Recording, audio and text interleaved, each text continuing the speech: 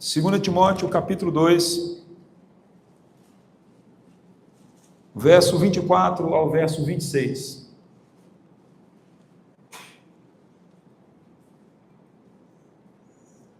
Segunda Timóteo, irmãos, capítulo 2, do verso 24 ao verso 26. Amém? As Escrituras dizem assim: Ora, é necessário que o servo do Senhor não viva a contender, ou seja, a brigar, a entrar em desavença, e sim deve ser brando para com todos, apto para instruir, paciente, disciplinando com mansidão os que se opõem, na expectativa de que Deus lhe conceda não só arrependimento, para conhecerem plenamente a verdade, mas também o retorno à sensatez, livrando-se ele dos laços do diabo, tendo sido feitos cativos por ele para cumprirem a sua vontade. Então as Escrituras deixam bem claro que muitas pessoas podem ser enganadas pelo diabo e podem ser feitas cativas pelo diabo em um determinado momento da sua vida, se elas derem lugar, como nós vimos em Efésios, capítulo 4, a Escritura dizendo, nem deis lugar ao diabo. Então, se diz nem dê lugar ao diabo, é porque pode haver um momento que você pode cair no cilado e dar lugar ao diabo. Você pode ver que um homem piedoso como Pedro, teve um momento que ele falhou e caiu e deu lugar ao diabo. Ele teve que voltar atrás, se arrepender e corrigir suas obras. Teve um momento que ele se tornara repreensível, o apóstolo Paulo teve que repreender em um dado momento, porque por um dado momento acabou dando lugar ao inimigo. Por isso as Escrituras alertam, não deis lugar ao diabo, porque ele pode fazer por um momento somente seu coração cativo. Tiago também nos exorta quanto à batalha espiritual, à luta espiritual. Tiago capítulo 4, a Bíblia diz que existe um meio pelo qual o diabo foge dos cristãos. É se eles andam submissos a Deus, e se eles resistem ao diabo. Está descrito em Tiago, capítulo 4. Vamos ler do verso 6 ao 7. 6 e o 7. Tiago, capítulo 4, 6 e 7, amados irmãos, diz assim: Antes, ele dá maior graça pelo que diz. Deus resiste aos soberbos, mas dá graça aos humildes. Sujeitai-vos, portanto, a Deus, mas resisti ao diabo, e ele fugirá. Vamos ler juntos o versículo 7. Sujeitai-vos, portanto, a Deus, mas resisti ao diabo, e ele fugirá de vós. Amém. Irmãos, tomem cuidado. O diabo, ele não cessa de trabalhar. Ele anda em derredor. Satanás, ele tem os seus objetivos malignos. Um deles é arrancar completamente a fé das pessoas. É impossibilitá-las de permanecerem na fé. Então, o diabo, ele deseja que sua vontade se estabeleça, e uma delas é que as pessoas não confiem em Deus, não creiam em Jesus, não creiam na palavra, mas duvide das coisas de Deus. É colocar o homem contra Deus. É arrancar a fé, é fazer com que as pessoas não creiam. É cegar o entendimento, para que elas não entendam a vontade de Deus, a palavra de Deus, para que elas não façam a vontade de Deus e andem pelo pecado. Se vocês observarem nosso ser espiritual, nosso homem interior, como diz a carta de 1 Pedro, ele tem uma consciência. Nós temos um centro de consciência onde a gente determina as nossas escolhas e enxergamos moralmente o que é certo e o que é errado. Uma das áreas que o diabo tenta interferir na vida do cristão é na consciência dele. É tornar a consciência dele falha, para que ele opte pelo mal, pelo que é errado. é cauterizar, é endurecer a consciência. Tome cuidado com isso. Outra obra do diabo é trabalhar na mente do homem. É fazer com que o homem use da sua mente para pensar em conformidade com os pensamentos de Satanás. Por isso que as Escrituras têm versículos, textos específicos, dizendo como nós devemos ocupar a nossa mente.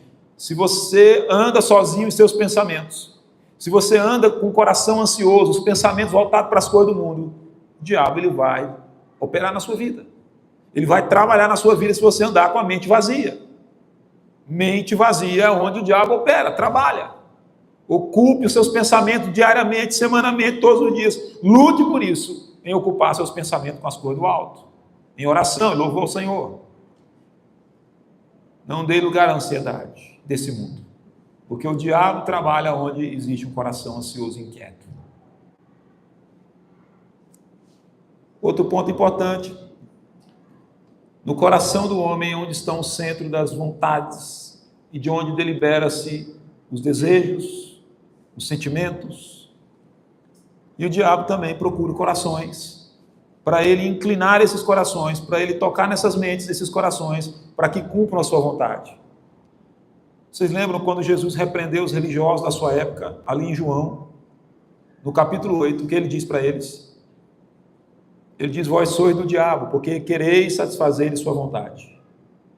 Então, Satanás, como opositor de Deus, ele anda em derredor, procurando o tempo todo levar você a querer fazer a vontade dele em todos os seus caminhos. Por isso, avalie cada decisão.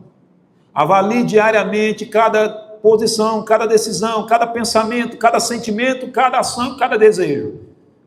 E observe se esses pensamentos, se esses desejos, se essas decisões que você está tomando no seu dia a dia, cada uma delas. Até uma ida que você pensa assim, eu vou no mercado. Não, observe se essa decisão não é uma ansiedade do diabo. Porque naquela ansiedade do diabo você sofre um dano lá naquela saída. O homem que faz a vontade do diabo tropeça. O homem que faz a vontade de Deus sofre as consequências de cumprir a vontade de Satanás. O homem que não avalia os seus desejos, que não questiona as suas decisões, se elas estão pautadas na vontade de Deus, ele anda na tolice, na necessidade. E é isso que o diabo está procurando. Levar os homens a viver uma vida tola. Outro ponto importante disso. Não pense que você está na sua casa, com a sua família, que ali o diabo não está tentando oprimir sua vida e sua família. Não pense que lá no trabalho onde você está, o diabo não vai tentar oprimir a sua vida. Não pense que lá naquela viagem de lazer que você faz, se o diabo não está tentando lhe oprimir. Na sua viagem, na estrada, ou em qualquer lugar, aonde qualquer pessoa está, ali Satanás ele vai tentar oprimir, levar a mentir, levar a pecar, a transgredir, a se opor a Deus. Então, procure viver em sabedoria. O diabo pode estar aí oprimindo sua família, levando vocês a terem contendas, desavenças. Não seja tolo. Percebeu que alguém está alterado contra você na sua casa? Observe, a sua luta não é contra a pessoa, contra a carne não, contra sangue não. Sua luta é contra o diabo. Você que está contendendo com alguém na sua casa, querendo brigar com alguém, discutindo, que é brigão na sua casa, o diabo está ali usando. Lembre-se disso. Qualquer comportamento pecaminoso, quem é que está ali usando? Sua mente, seu sentimento, seu coração? É o diabo. Por isso que a Escritura diz, não deis lugar ao diabo. Fiquem alerta. Seja prudente como uma serpente, em perceber o ambiente, em perceber cada situação, em perceber se o inimigo não está ali operando por trás daquilo tudo ali para lhe oprimir, para lhe levar a pecar, transgredir os mandamentos de Deus, ou para destruir sua família, para destruir sua vida no trabalho, para perturbar seu espírito. Então, fique atento a isso. Amados irmãos, não subestimeis as obras malignas de Satanás. Fiquem alerta, sejam sóbrios e vigilantes, porque o inimigo, ele anda em derredor, tentando levar homens a naufragar na fé, a serem destruídos na fé, e tentando levar os homens a caírem, a transgredirem as leis de Deus. Então, acautelai-vos, tomem cuidado, fiquem sempre alerta e vigilantes em oração, para que os irmãos possam estar sempre preparados para toda boa obra e glorificar a Deus em todo o tempo. Vamos orar, queridos irmãos. Soberano Deus, a tua palavra diz que o diabo, o inimigo de nossas almas, ele anda em derredor como um leão que ruge, buscando a quem possa tragar. Santo Deus, livrai-nos do maligno, Senhor Deus. Não nos deixe passar pelas tentações, Senhor Deus, e cair nelas. Derrama a tua graça soberana sobre os teus eleitos, sobre o teu povo, dando ao teu povo firmeza espiritual na fé, dando sobriedade, Deus, para discernir aquilo que são ciladas do diabo, para que não venham ceder às tentações e às ciladas do diabo, e deixar de viver a vontade do Senhor. Soberano Deus, ensina o teu povo a orar, ensina o teu povo a jejuar, ensina o teu povo, Deus, a viver na tua presença e na tua palavra. Dispõe o coração dos teus eleitos a te servir com fidelidade, ó Deus. Desvenda os olhos espirituais da igreja do Senhor, para que possam contemplar as maravilhas da tua lei, a tua santa vontade, viver pela tua vontade. Tira da igreja, lava a tua igreja do pecado, tira dela a iniquidade. Gera no meio do teu povo um coração de carne, um coração quebrantado e contrito na presença do Senhor, ó Deus. Pai soberano, dispõe o coração da igreja a temer ao Senhor e tremer da tua presença. Senhor amado e santo Deus, aviva a tua obra, Senhor. Ó santo Deus, livra-nos do maligno, Pai, livra-nos do mal. Santifica pensamentos de cada um. Santifica nosso coração, nossos sentimentos. Santifica, Deus, todo o nosso interior com o sangue de Cristo, para que em tudo, Senhor, nós possamos glorificar ao Senhor. Em nome de Jesus. Amém, Pai. Que as palavras dos meus lábios e o meditar no coração agradem a Ti. Que as palavras dos meus lábios e o meditar do coração agradem a Ti, ó Senhor. Minha rocha e redentor, a razão do meu cantar, agradável aos teus olhos quero ser. Todo dia, todo instante, sempre hei de te servir, agradável aos teus olhos quero ser, ó Senhor. Que assim seja. Amém? Meus irmãos, nós estamos estudando o Evangelho do nosso Senhor Jesus Cristo. Estamos fazendo uma introdução ao Evangelho.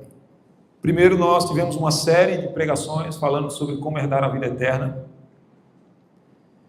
E nós iniciamos essa semana a história da redenção, que é outra fase de introdução à pregação da mensagem do Evangelho, a mensagem do Evangelho do nosso Senhor Jesus Cristo, o Evangelho do nosso Senhor Jesus.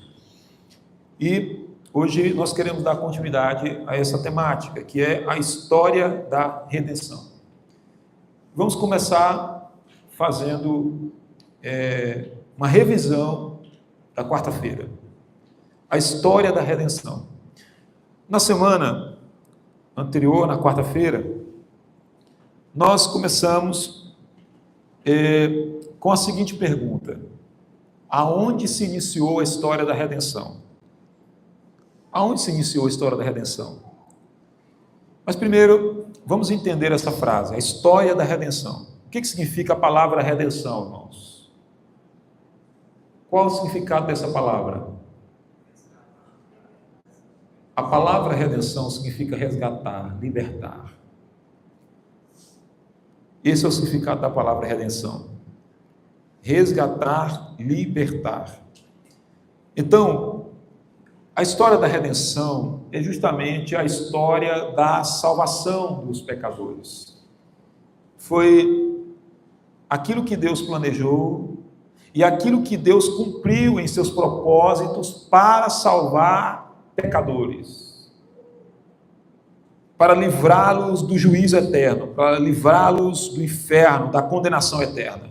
Então, o que Deus fez, como Ele traçou a história para salvar os pecadores. Então, essa frase, a história da redenção, nós poderíamos também chamá-la de história da salvação. Poderíamos chamá-la assim. Então, a pergunta inicial é: onde começa, como se inicia a história da redenção da humanidade, dos pecadores? Onde começa essa história da salvação? De onde começa tudo isso? A gente ouvia as pessoas falarem em todas as gerações sobre a necessidade de pecadores se arrependerem, de crer em Jesus, de se preocuparem em se arrepender para que tenham a vida eterna e possam viver eternamente com Cristo nos céus. De onde vem toda essa história? Onde ela inicia-se? Ela se inicia na eternidade. Nós podemos observar pelas Escrituras, pela palavra de Deus, irmãos, que tudo começa na mente de Deus. Antes que houvesse tempo, antes que houvesse dia e noite, lua e estrelas, antes que o universo e o mundo existissem, antes mesmo que a humanidade fosse criada, na eternidade, Deus, Ele pensou, Ele planejou, Ele criou um propósito. E então, ali se inicia a história da redenção, a história da salvação de pecadores, na mente de Deus, nos planos eternos de Deus. Nós observamos isso nas Escrituras, através de alguns textos.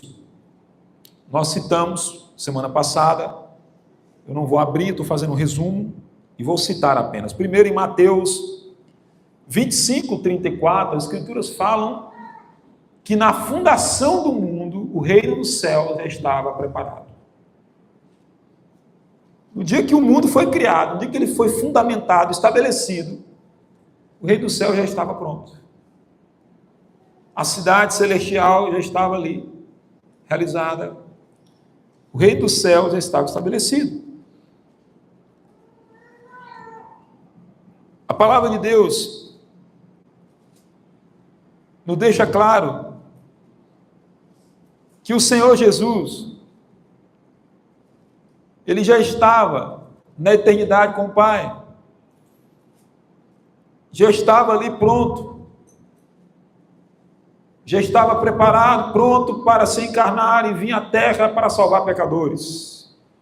O próprio Jesus, no Evangelho de João, ele diz que ele estava com o Pai, que o Pai o amava.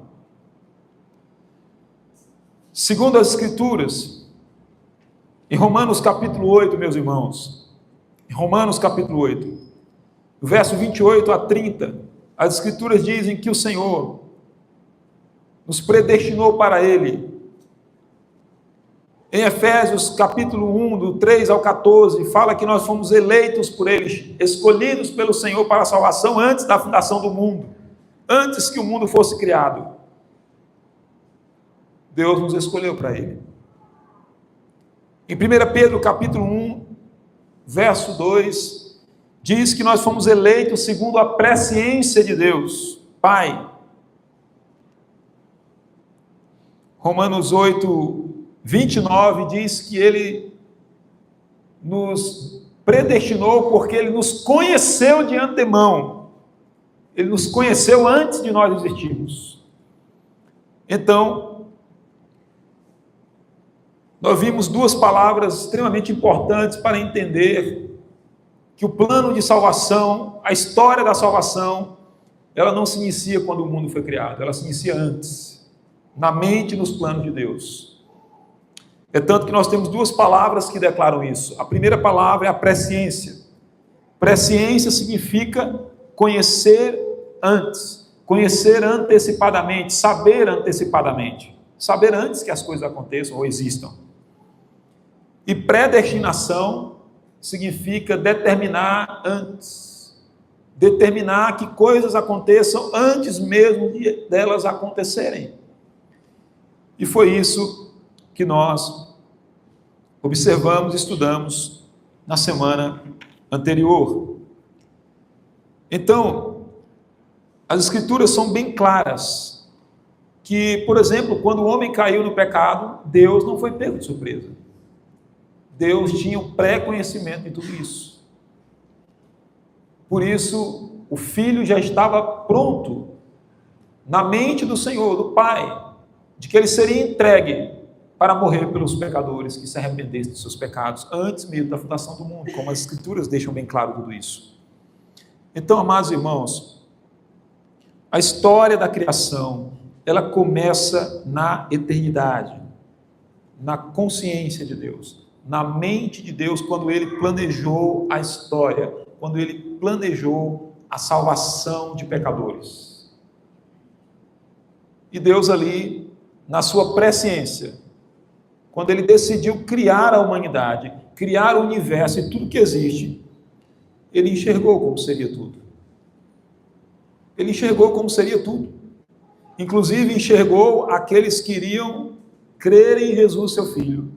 Enxergou e conheceu de antemão, antecipadamente tudo. E conheceu aqueles que rejeitariam a Cristo. E então, Ele selou tudo isso. Ele predeterminou tudo isso. Ele então traçou plenamente a redenção, a vinda do Messias, o Cristo, Jesus, a consumação dos séculos, o juízo, a volta do Cristo, o Messias. Então ele traçou todos os detalhes da história. E cada um está destinado a cumprir o seu propósito aqui na terra. Cada um. Como diz as Escrituras, aos que Deus conheceu de antemão, que seriam rebeldes, Ele destinou para a ira, para ser glorificado em punir pecadores que não se arrependem de seus pecados. Aos que Ele conheceu de antemão, que se converteriam a Ele, a Cristo, o Filho de Deus. Ele os predestinou e os selou para a vida eterna e para que ele fosse glorificado na salvação de pecadores arrependidos de seus pecados. E tudo isso está determinado. Por isso que o papel da igreja é pregar o Evangelho, mas nunca convencer homens do pecado. Quem convence é o Espírito Santo. É anunciar o Evangelho com poder e autoridade, sabendo que muitos se converterão, mas esses muitos serão poucos. Muitos, mas de todas as gerações que passaram pela terra e que passarão, que são poucos ao mesmo tempo. Mas também sabemos que muitas pessoas já estão destinadas para a perdição, porque por mais que elas venham ouvir o Evangelho, elas não vão se converter. Por isso, a todos os queridos que estão aqui, as pessoas que nos visitam, tome cuidado com a sua vida espiritual. Reflita sobre o que realmente é importante na vida. Porque se você está colocando dificuldade para se converter ao Senhor, entenda isso. Se você também que está na igreja, batizado, está colocando dificuldade para servir fielmente a Deus, você está apresentando sintomas de juízo e condenação de Deus. Não pense que você é uma pessoa que é importante excessivamente. Não se orgulhe de si mesmo. Não seja soberbo. Porque a tua dureza de coração é que te levará para o inferno. A tua soberba, o teu orgulho de achar que não precisa se converter. Ou que fica medindo o preço, as condições ou os meios que você deve pagar ou não para se converter a Deus de verdade. Entenda isso. Quanto mais você protela, quanto mais você fica alongando o tempo, achando que terá tempo para se converter, essa sua decisão de alongar o tempo, de esperar mais, de protelar para se converter ao Senhor e se entregar a Jesus, pode ser o tempo que é o tempo que vai te levar para o inferno. Então, as Escrituras não dizem que é para ninguém enrolar em se converter, para ninguém ficar embromando achando que vai viver muitos anos. As Escrituras não dizem isso. As Escrituras dizem que o tempo de conversão se chama hoje, não é amanhã. Hoje você está aqui de pé e vivo, mas amanhã você pode estar diante do Rei dos Reis, prestando conta da sua dureza e soberba de coração. Rejeitar a Cristo, não submeter ao Evangelho é orgulho, é idolatria à sua própria vontade e é seguir a vontade do diabo, e aquele que faz a vontade do diabo não entrará no reino de Deus. Então acautelai-vos. Tomem cuidado com a dureza de coração, porque um coração endurecido é sintoma de falta de eleição. E você pode estar se preparando para ir para o inferno, pelo simples fato de que Deus está lhe anunciando a palavra e você tem endurecido seu coração para não se arrepender de todo o coração e crer no Filho de Deus, Jesus Cristo, e segui-lo e submeter a Ele. Então se arrependa enquanto é tempo, porque o Evangelho está sendo pregado, as boas novas estão sendo anunciadas, para que nós pecadores nos arrependamos e nos voltemos para Deus de todo o nosso coração. Vamos para o segundo ponto, irmãos. A história da redenção, ela começa na eternidade, quando Deus planejou a história e os seus propósitos, quando Ele estabeleceu que todos os seus propósitos iriam se cumprir. Segundo, a história da redenção, ela passa pela criação e o seu propósito. Esse é o tema de hoje. Vamos então para as Escrituras. Vamos abrir nossa Bíblia em Gênesis, capítulo 1.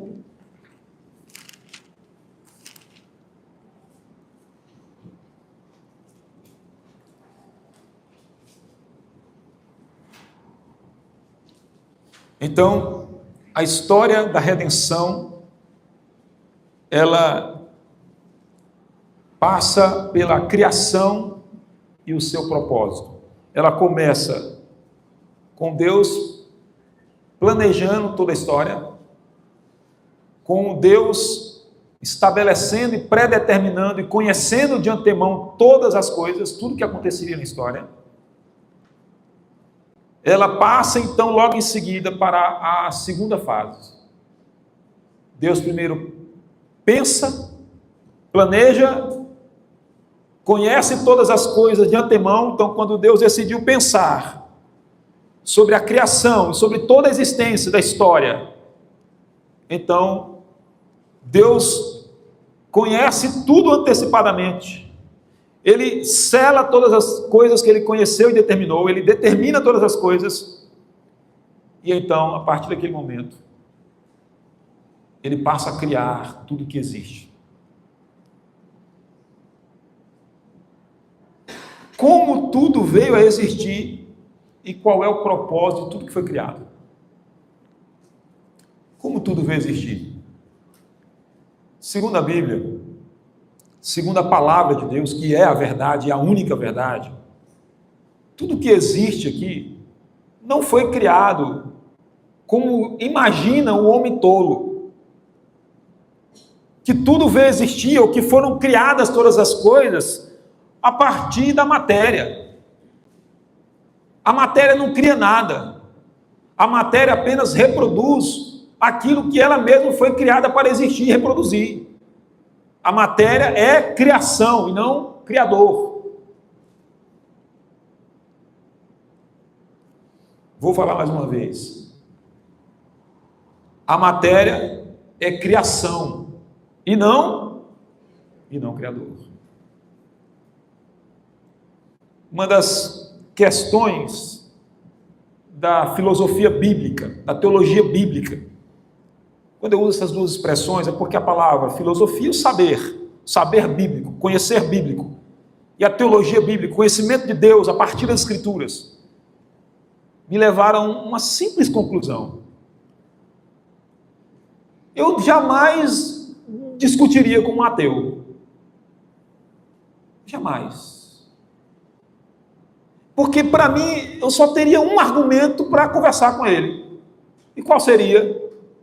Eu disse, só existe uma diferença entre eu e você, ateu, eu diria. E o que eu diria para ele? Eu diria, como você acredita que o universo, o mundo e os homens foram criados? O que ele me dirá? Ele dirá aquilo que está nos livros de história, ele dirá aquilo que ele interpretou à luz da própria mente do homem.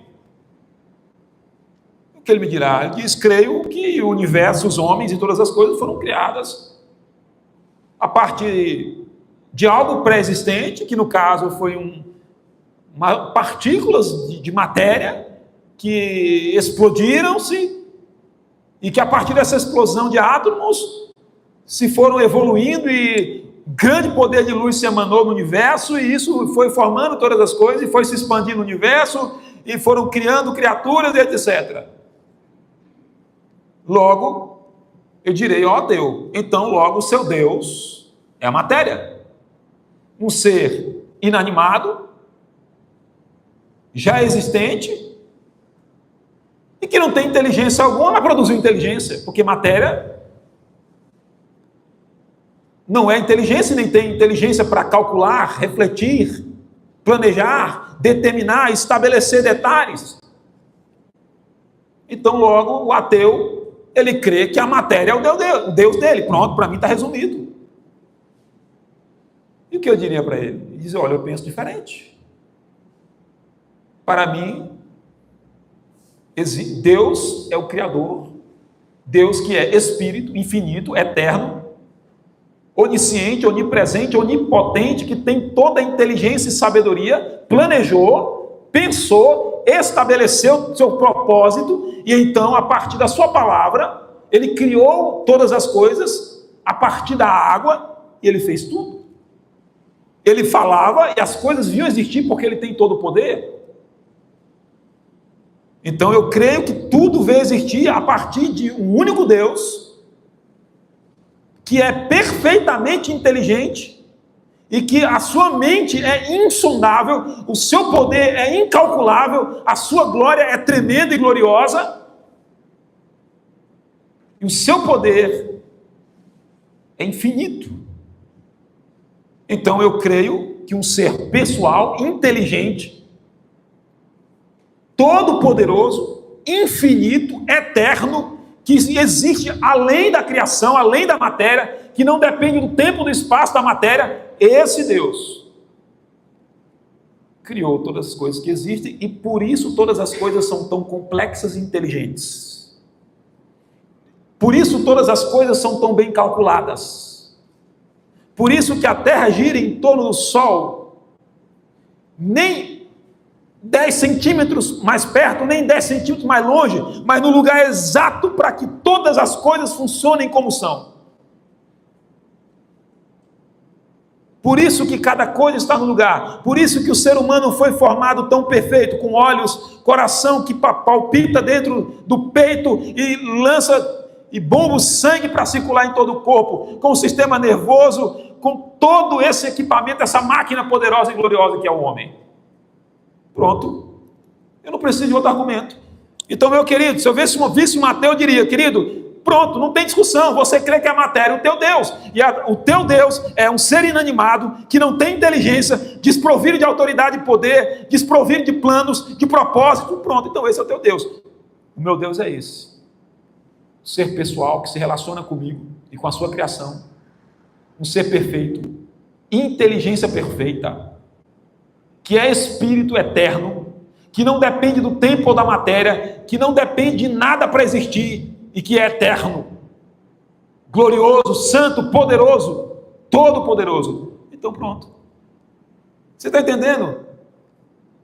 Ser ateu é a escolha de não crer em um Deus pessoal, eterno, todo-poderoso, com suprema e perfeita inteligência, para crer na matéria. É só isso. A verdade única e verdadeira é: Deus existe, Ele criou o universo com o poder da sua palavra, o mundo através da água e todos que existem, tudo que existe, como diz as Escrituras na carta de 2 Pedro.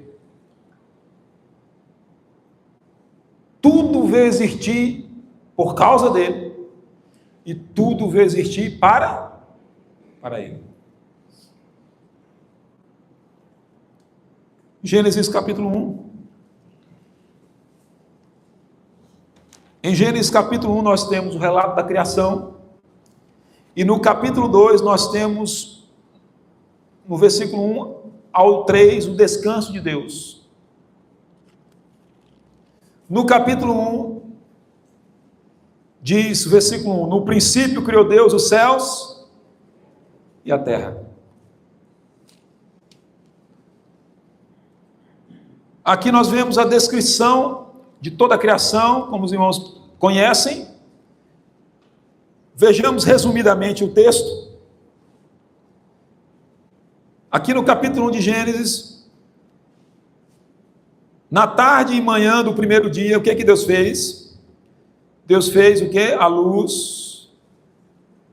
E Deus fez a separação entre luz e trevas. Chamou de dia a luz e as trevas. Esse foi o primeiro dia. No segundo dia, tarde e manhã no segundo dia, Deus fez o firmamento.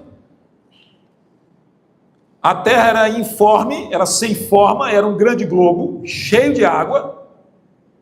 E o que Deus fez no segundo dia? Diz o texto que ele colocou o firmamento no meio das águas e separação entre águas e águas. O firmamento ele chamou de como? Ele chamou como? O firmamento ele chamou céus. Então o que Deus fez? Ele, no globo informe cheio de água, ele separou e colocou um grande oceano de águas na parte de baixo, e na parte de cima ele fez um grande denso poder, um grande denso firmamento, um grande céus repleto de água. Muito bem. Houve a tarde e a manhã do segundo dia. E o terceiro dia, segundo as Escrituras, no terceiro dia, Deus fez a separação entre mares, rios e a terra seca. E na terra seca ele fez com que produzisse ervas e árvores frutíferas que dão seu fruto segundo a sua espécie. E assim se fez. Então isso foi à tarde e à manhã do terceiro dia. E no quarto dia, segundo as Escrituras, irmãos, no quarto dia, então, Deus fez grandes luzeiros, um para iluminar o dia e outro para iluminar a noite. E esses luzeiros ele criou para servirem como também fonte para as estações, para os sinais. Vocês lembram que essa semana, às 3 da manhã, eu não lembro agora o dia da semana, acredito que foi de sexta-feira, houve um eclipse lunar. E o que as Escrituras falam aqui? que esses grandes luminares foram criados para quê? Para sinais, para apresentar ali grandes milagres e alguma manifestação das obras de Deus, alguns avisos de Deus. Deus está avisando coisas através dos sinais, dos astros, das estrelas, como por exemplo, estrela foi usada para um sinal e avisar aonde estava quem? O menino Jesus, o Filho de Deus. Então, se cumpre o que está aqui nas Escrituras. Isso foi a tarde e a manhã do quarto dia. No quinto dia, o que ele fez?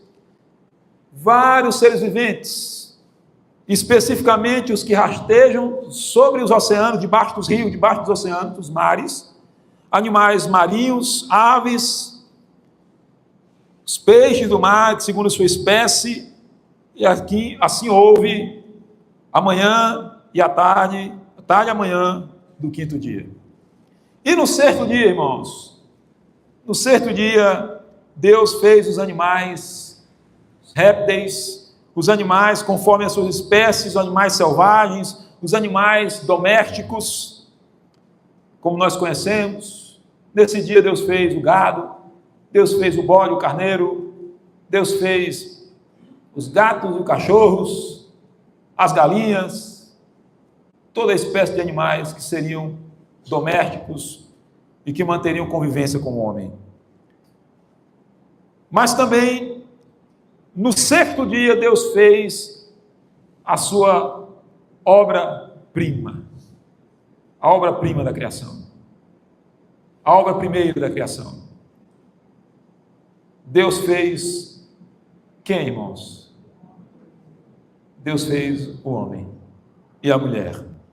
Segundo as Escrituras, no versículo 27, ele diz: criou Deus, pois, o homem, a sua imagem, a imagem de Deus, o homem e mulher os criou.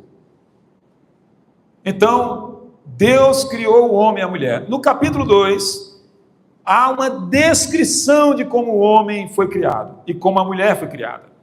Segundo as Escrituras, depois de Deus criar todo o universo, depois de criar um solo pronto para ser arado e cultivado pelo homem, depois de Deus formar toda a criação, os animais e todas as coisas, Deus também, do pó da terra, diz as Escrituras, ele modelou um ser humano, um homem, e diz a palavra que o Espírito de Deus soprou sobre as narinas desse boneco de material da terra, e então se tornou um ser vivente, que passou a ter alma, que passou a ter um espírito, que passou a ter uma mente, que passou a ser um ser pessoal, que passou a ser um indivíduo, que passou a ter fôlego de vida, e passou a ter esse corpo perfeito criado pelo Senhor. Depois de criar o homem, Deus fez o homem adormecer, já o tinha colocado em um lugar para habitação, que as Escrituras chamam de jardim, de quê? Do Éden, que segundo alguns intérpretes dessa palavra Éden, que significa lugar de felicidade. Então, ele foi colocado naquele lugar, e então Deus decidiu criar a mulher para o homem, para que fosse sua auxiliadora. E então Deus colocou o homem num sono profundo, o adormeceu e o anestesiou com seu poder, e tirou da costela de Adão e fez a mulher. Então, o Senhor despertou Adão e trouxe a mulher que ele criou e entregou ao homem, a Adão. E este a recebeu e disse, no capítulo 2, verso 23, esta, afinal, é osso dos meus ossos e carne da minha carne. Chamar-se-á varoa, porquanto do varão foi tomada. Por isso deixa o homem pai e mãe, se une à sua mulher, tornando-se os dois uma só carne. Ora, um e outro, o homem e sua mulher estavam nus e não se envergonhavam. Por que não? Porque ainda não tinha entrado a malícia, ainda não tinha entrado a imoralidade, ainda não tinha entrado a malícia do pecado no coração do homem. Eram puros. Eram puros. Então, aqui nós temos um relato da história da criação. Agora, vamos apenas pontuar aqui no capítulo 2 o descanso de Deus. Vamos pontuar no capítulo 2 o descanso de Deus. Gênesis 2, verso 1 ao 3, diz assim: assim, pois, foram acabados os céus e a terra e todo o seu exército. E havendo Deus terminado no dia 7º a sua obra, que fizera, descansou nesse dia, de toda a sua obra que tinha feito. E abençoou Deus o dia 7º, e o santificou, porque nele descansou de toda a obra que, como Criador, fizera. Amém? Eu vou só explicar, eu não vou explicar e andar pelos textos, porque senão nós levaríamos muito tempo, e esse não é o foco da pregação. O foco da pregação é a criação e o seu propósito. Mas, para que nós possamos dar continuidade, eu passei por esse texto aqui sobre o descanso de Deus para vocês entenderem algo. Lembra que eu disse que o plano da redenção, ele não começa na criação, ele começa antes da criação, na eternidade, quando Deus planejou todas as coisas, para cumprir-se o seu propósito. Então, quando, nesse texto, ele fala que Deus descansou, a palavra de Deus aqui, ela tem um significado. Por quê? Porque Deus, ele não descansa no sentido de estar cansado. Segundo o profeta Isaías, nas próprias Escrituras, no capítulo 40, a Bíblia diz que Deus não se cansa e nem se fatiga. Então, aqui tem um significado a ser interpretado acerca do descanso de Deus. O descanso de Deus aqui, segundo Hebreus capítulo 4, significa que Deus concluiu todo o plano dele. Que aqui, quando ele encerrou a criação, ele também predeterminou, ele selou, e ele determinou toda a história, todas as suas obras estavam sendo concluídas no momento que também a criação foi concluída. Ou seja, significa, não é um estado de descansar no sentido que estava cansado porque trabalhou, não é nesse sentido. É no sentido de concluir, encerrar uma determinada obra. Então significa dizer aqui que as suas obras foram concluídas. Ou seja, ele já tinha aqui concluído tudo, dizendo: olha, em tal data, em tal ano, o meu filho será enviado, Jesus. Em tal data, em tal ano, em tal dia, em tal hora, em tal segundo, o meu filho ressuscitará. Em tal data, em tal ano e período, o meu filho há de vir novamente ao mundo para julgar os homens. E então haverá a consumação do século. E esse mundo que hoje existe será aniquilado. Então, o descanso de Deus significa que todas as suas obras foram concluídas. Que todos os seus planos ali foram estabelecidos e determinados. Esse é o descanso de Deus. E o descanso de Deus para nós é confiar nas determinações de Deus, é confiar nas decisões soberanas de Deus que Ele fez e estabeleceu desde a eternidade, desde a criação, desde a fundação do mundo. É confiar no Senhor em tudo que Ele propositou, em tudo que Ele decidiu, em tudo que Ele planejou e determinou. Nisso consiste a nossa confiança em Deus, confiar naquilo que Ele decidiu para nós. Descansar nele, nas decisões que ele tomou. Amados irmãos, Deus criou todas as coisas e por meio dele todas as coisas foram feitas. Mas qual foi o propósito? Por que Deus criou tudo? Por que Deus criou todas as coisas?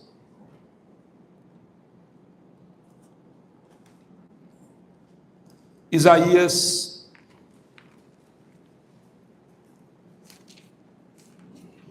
Isaías no capítulo 46.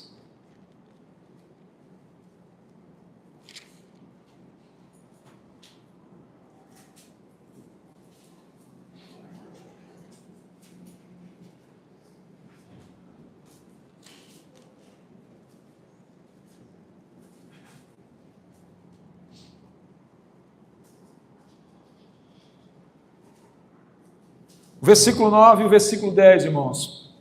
Isaías 46, o verso 9 e o 10.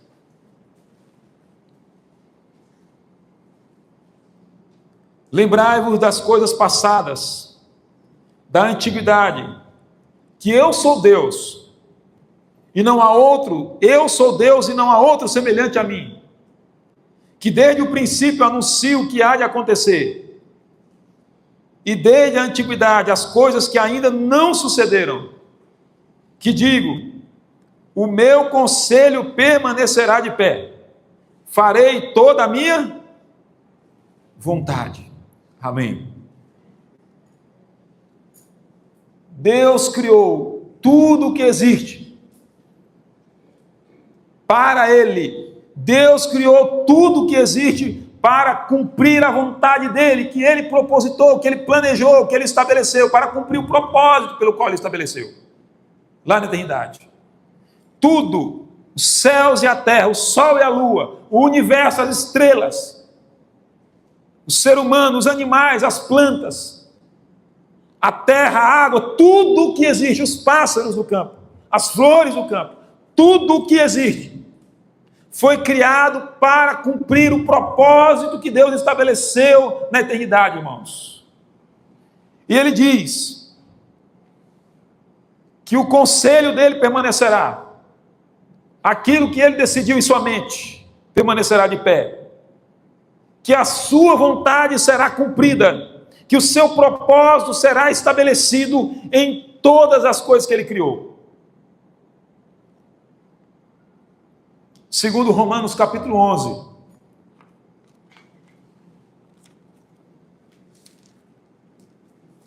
As Escrituras dizem que Deus planejou todas as coisas pela sua própria mente, não foi influenciado por nada. Em Romanos capítulo 11, verso 33 ao 36 diz: ó a profundidade da riqueza, tanto da sabedoria como do conhecimento de Deus. Quão insondáveis são os seus juízos, quão inescrutáveis os seus caminhos. Quem, pois, conheceu a mente do Senhor? Ou quem foi o seu conselheiro? Ou seja, Deus não recebeu orientação, conselho de ninguém para formar todas as coisas. Ninguém deu a ideia para ele do que deveria ser feito. Ele mesmo planejou, pensou em si mesmo como seria e para que serviriam todas as coisas. No versículo 35 diz: ou quem primeiro deu a ele para que lhes venha a ser restituído. Aqui o texto quer defender a justiça e soberania de Deus, dizendo e mostrando que ninguém tem qualquer direito diante de Deus, porque Ele criou todas as coisas e criou para Ele, para cumprir os propósitos dEle. Então nós existimos, o universo existe, todos os seres que existem, a matéria existe, tudo que existe, irmãos, existe para cumprir o propósito de Deus. Nós existimos para Ele. O versículo 36 diz: porque dele, ou seja, pertence tudo a Ele, que existe, que foi criado, por meio dele, foi feito por meio dele, e para Ele são todas as coisas. A Ele, pois, a glória eternamente. Amém. Louvado seja Deus, irmãos. Então, Deus estabeleceu um propósito. Então, Ele criou todas as coisas.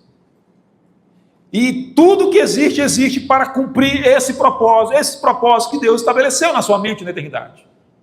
Inclusive nós. Há uma questão importante a refletir. Uma das causas do grande sofrimento da humanidade, de todos os males que estão no mundo, é o homem não viver o propósito pelo qual foi criado. é o homem não glorificar a Deus, não exaltá-lo, não adorá-lo, nem servi-lo, mas adorar a criatura no lugar do Criador. Meus irmãos, se você olhar um objeto simples, por exemplo, como esse aqui, ó, para a pessoa lá do fundo talvez seja até difícil enxergar. Isso aqui se chama paleta. É um pequeno triângulo formado de plástico, ou de poliéster, de algum material sintético, e que, por mais simples que pareça, ele foi criado com um propósito, com um objetivo. Para que serve isso aqui? Para tocar um instrumento de cordas, violão, guitarra, viola. Então, ele foi feito com um propósito. Por exemplo, se você usar essa coisa aqui para outro propósito, pode não servir corretamente, porque não foi criado para isso. Se você pode acontecer como uma época aconteceu com um conhecido nosso. Isso aqui foi criado para tocar. Ele pegou, botou na boca, ficou brincando na boca, foi parar num hospital. Porque engasgou na garganta. Porque isso aqui não foi criado para botar na boca para brincar. Isso foi criado para tocar violão. Tudo, você já prestou atenção que tudo que o homem cria, ele não cria para ser algo aleatório, sem propósito de existir. Tudo que o homem cria tem uma finalidade, e isso é uma das evidências, é um dos testemunhos da mente de Deus influenciando a mente do homem. É Deus revelando o seu poder, a sua existência na inteligência humana. Por que que o homem um dia não para assim, olha, eu vou criar um trem aqui. Aí ele começa a criar um trem, aí alguém pergunta, por que você está criando isso, para que serve? Não sei, eu estou criando algo. Você já ouviu falar de alguém que criasse algo sem saber o que está criando e para que está criando? Isso não existe. Se você enxergasse alguém dizendo e fazendo isso, sabe qual seria a conclusão que você chegaria? Você é um doido, é um esquizofrênico. Está criando algo que ele não sabe o porquê, para quê, nem a razão de quê. Então, que negócio é esse? Por quê? Porque você não é ignorante. Você sabe que se você vai criar algo, você vai criar com um objetivo. Se você está formulando um lápis, uma caneta, é com o propósito de escrever. Se o homem cria um objeto, um carro, ele inventa um motor, ele bota umas peças, faz todo aquele treco ali e vira um instrumento para ele usar, para trabalhar, para viajar, para se dedicar a algo. Se ele faz uma mesa, ele faz com um propósito, é para sentar, para comer em cima, para comer sobre ela, usando ela, aliás. Então, tudo que o homem vai pensar em criar, ele pensa planejando um fim, um objetivo. Aí o ateu, o ignorante, o arrogante, o homem sem Deus, o tolo, diz: tudo isso que existe foi criado, não foi criado, existe para nada, veio do nada e existe para nada. Amados irmãos, tem que ter muita fé para acreditar nesse tipo de coisa.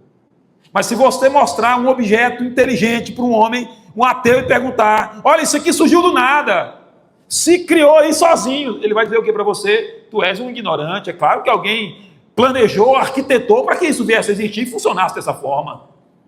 Mas ele é tão soberbo e tolo que ele tem dificuldade de acreditar que um objeto inteligente, como por exemplo um computador, uma máquina, um carro, não foi criado a partir do nada ali, a partir de si mesmo. Ele tem dificuldade de acreditar e chamaria você de ignorante, mas, no entanto, tem dificuldade de crer que um universo tão complexo e inteligente tenha sido criado por um Deus supremo, glorioso, inteligente, da inteligência perfeita.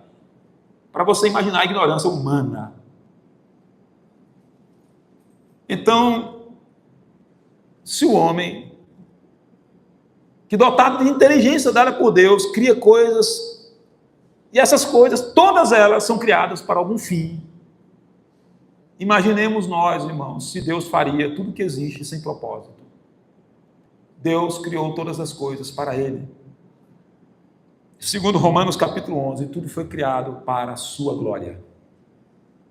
Tudo foi criado para Ele e para a sua glória. Então eu, você, existimos, irmãos, aqui no mundo, para glorificar a Deus, para a glória dEle. Existimos aqui no mundo para que a vontade de Deus seja cumprida através das nossas vidas, irmãos. É a razão que nós existimos. Entenda, que até o perverso, o ímpio e o mau, eles existem, irão cumprir um propósito de Deus. Eles serão punidos dos seus pecados.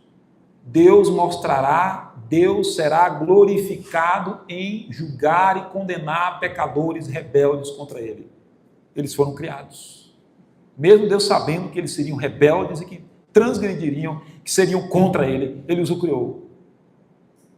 Ele os fez a existir porque Ele mostraria a sua glória em punir pecadores que são rebeldes. Em mostrar a sua ira e seu juízo, seu poder e sua glória em julgar nações e povos. Mas também Deus criou aqueles que se arrependeriam, que se converteriam a Ele. E Ele também é glorificado neles. Como Deus é glorificado nessas pessoas? Efésios 1, eu encerro mostrando isso. Efésios capítulo 1.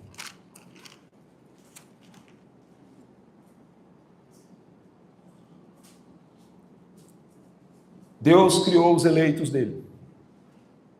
Deus criou as pessoas que iriam um dia crer e se arrepender dos seus pecados. E as criou, segundo as Escrituras. As criou. Capítulo 1, verso 4 diz que ele as criou. Antes da fundação do mundo, escolheu para serem santas, irrepreensíveis perante Ele em amor.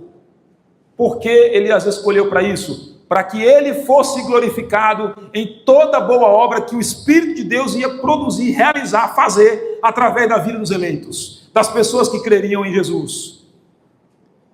Diz as Escrituras que eles foram planejados por Deus para a adoção de filhos, no versículo 5.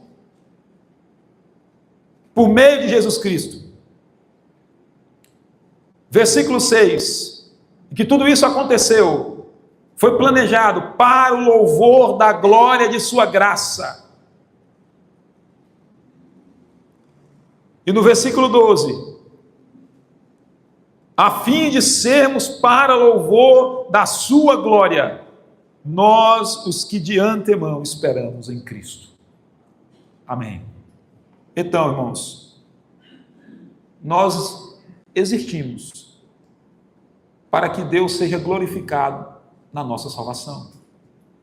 Se cremos em Jesus, a todo aquele que crê em Jesus, de todo o seu coração, que se arrependeu de seus pecados, ele existe aqui no mundo para cumprir o propósito de glorificar a Deus através de toda boa obra, no qual o Espírito de Deus fará através da vida dessa pessoa.